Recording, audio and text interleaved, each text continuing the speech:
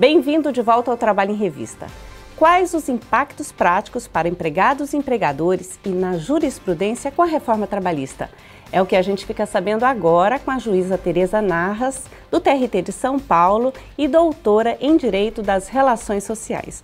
Doutora, muito obrigada pela sua presença aqui. O que vai mudar, doutora? Não se fala de outra coisa.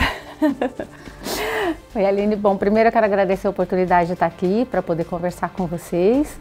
Agradecer à Universidade Federal de Mato Grosso, que abriu essa oportunidade, essa aproximação que foi feita pela doutora Viviane, da Escola Judicial do Tribunal de Justiça. Porque você está aqui em Cuiabá para participar de um evento que vai discutir exatamente a reforma trabalhista. E olha que interessante, esse evento foi organizado pela Escola Judicial da Justiça Estadual, o que é mais importante ainda, ou seja, isso mostra as inter-relações que nós estamos vivendo e como realmente uma ciência ela tem influência uma sobre a outra, não é?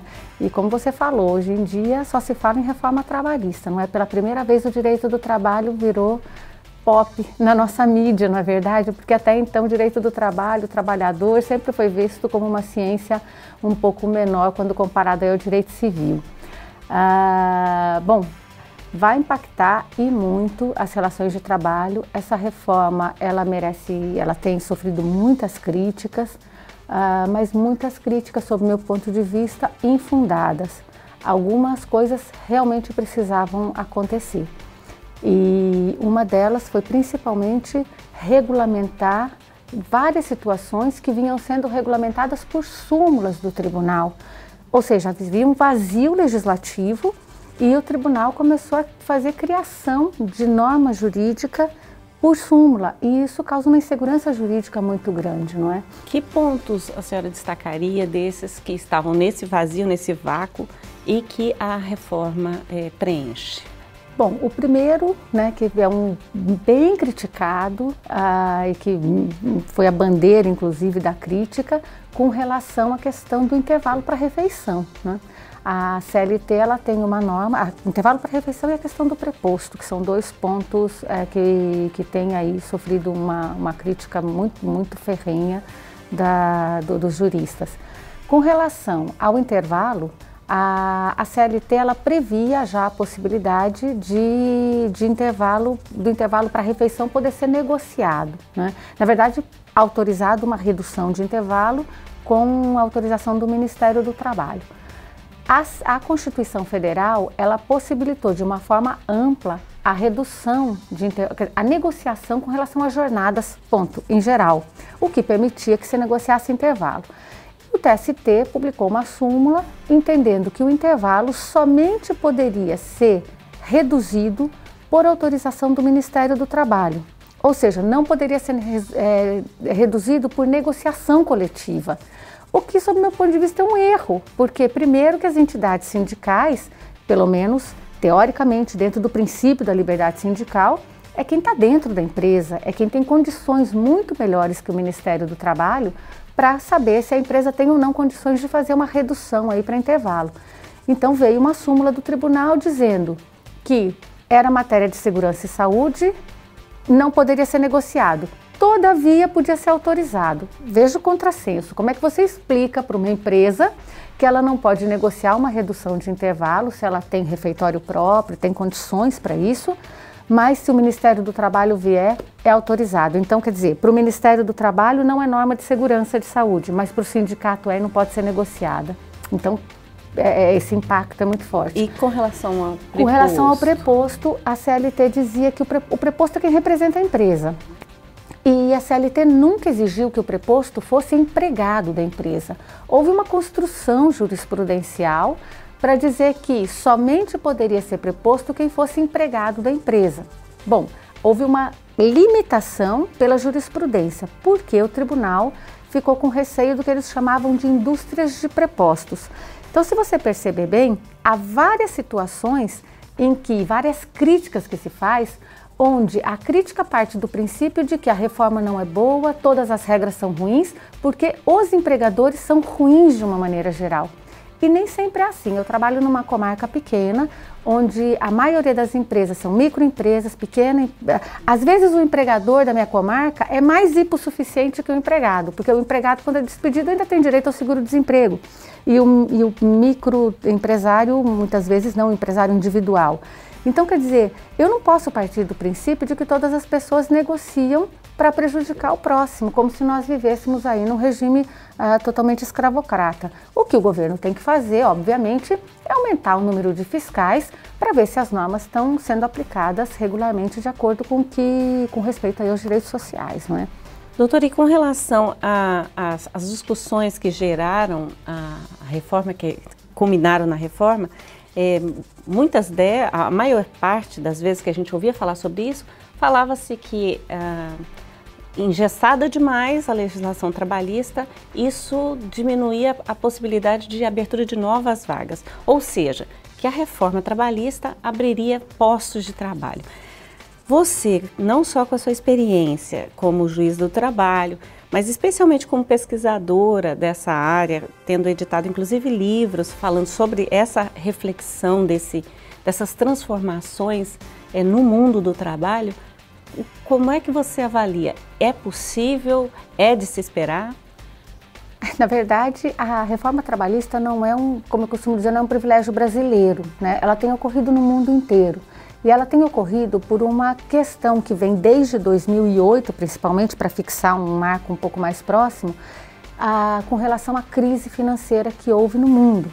Então, todas as legislações estão tendo que se readequar, porque nós temos empresas globalizadas. Hoje em dia, nós não falamos mais, existem as empresas regionais, vamos dizer assim, que essas do governo tem que ter uma política pública para defender, e é o que se vem discutindo, inclusive no âmbito da OIT, a importância de se criar políticas públicas para incrementar e para poder proteger os regionalismos. Por exemplo, aqui em Cuiabá, eu tenho certeza que vocês têm as empresas de artesanato, não é? Então, quer dizer, esse comércio local ele tem que ser protegido até para nós não perdermos nossas origens.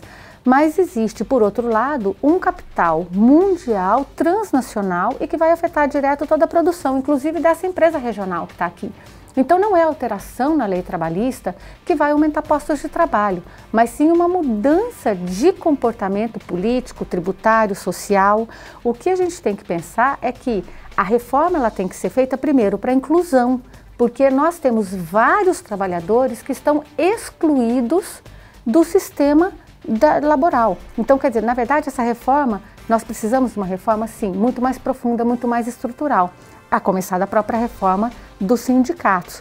Mas não é uma reforma que vai aumentar o número de empregos, mas é possível que ela reflita na credibilidade do país para os investimentos externos, em razão do aumento da segurança jurídica e do aumento de oportunidades, não é?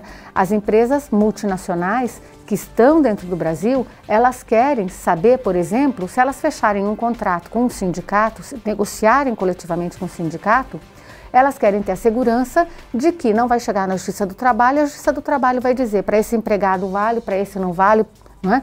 Tanto que a reforma cria uma situação muito interessante, que é a questão que a gente chama de litisconsórcio, ou seja, se eu tenho uma norma coletiva e essa norma coletiva, qualquer empregado individualmente, vamos supor, a Aline entra com uma ação trabalhista para questionar a validade de uma cláusula coletiva porque ela não está de acordo. Essa cláusula coletiva e essa discussão vai incidir no mundo da Aline.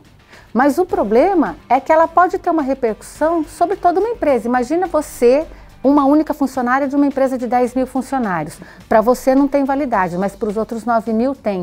Isso é uma incoerência, não pode ser. E se o sindicato negociou, para eu poder declarar a nulidade dessa cláusula, eu tenho que ter, no mínimo, a participação do sindicato. E agora a reforma fala, se você quer discutir nulidade de cláusula coletiva, então vai chamar o sindicato que negociou.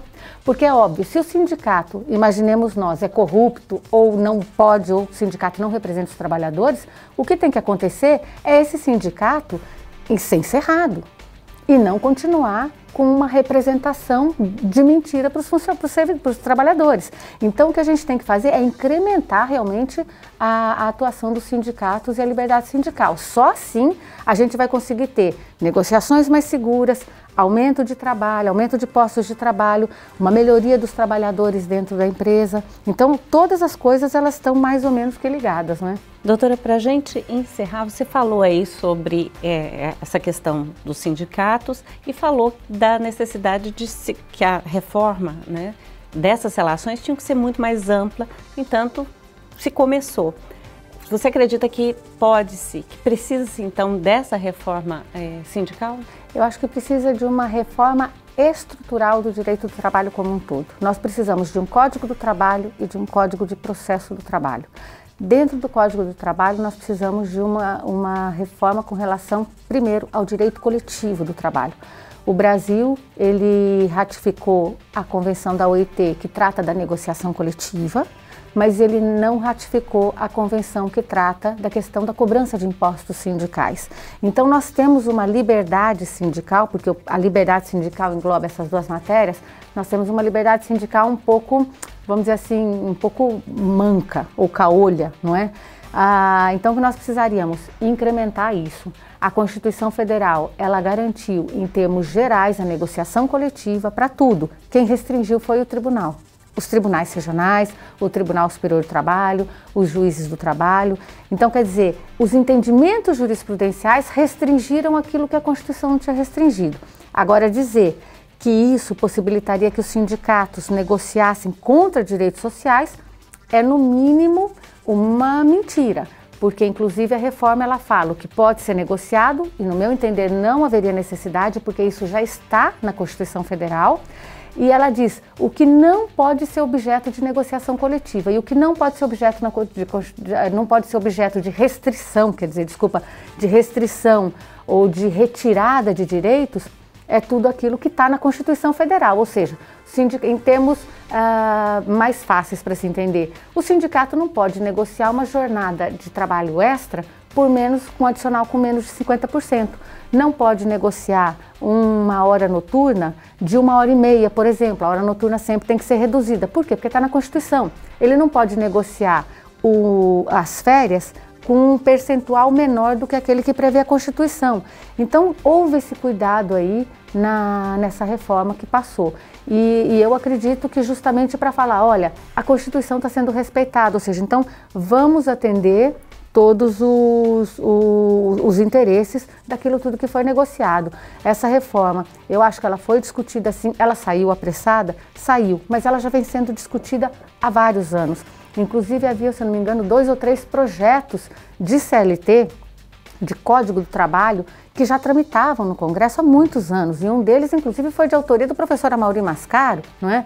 Então, quer dizer, não é uma coisa que está se discutindo agora, é que, óbvio, o governo ele tem compromissos internacionais, porque o governo ele quer entrar nas organizações econômicas internacionais, ele precisa dar uma satisfação e para ele fazer isso, ele precisa fazer uma reforma, assim como todos os países estão fazendo. Acho que ela foi debatida, ela foi democrática, os debates públicos que tiveram ouviram tanto os favoráveis quanto os contrários, enfim, passou a reforma e agora nós vamos ter que saber como aplicar e como isso vai repercutir aí no dia a dia. Mas continua muito polêmica ainda, né, doutora? A gente ainda vai falar sobre isso. A gente vai falar sobre isso muito, principalmente quando a gente entrar na terceirização, que vai ser um outro ponto bem polêmico dessa reforma. Pano para manga a gente tem aí. Tem. Nós vamos ter matéria aí para estudar pelos próximos 50 anos, né? Doutora Tereza Narras, juíza do trabalho, pesquisadora, doutora nessa área, muito obrigada por todas essas suas reflexões, avaliações. E assim a gente termina o nosso programa dessa semana, mas você pode revê-la a qualquer momento na página do TRT na internet, no link vídeos ou no YouTube, no endereço que está aí na sua tela. Aproveite para curtir o Facebook, o Twitter, o Instagram do Tribunal e ficar bem informado sobre as notícias da Justiça do Trabalho em Mato Grosso. Obrigada e até o próximo programa.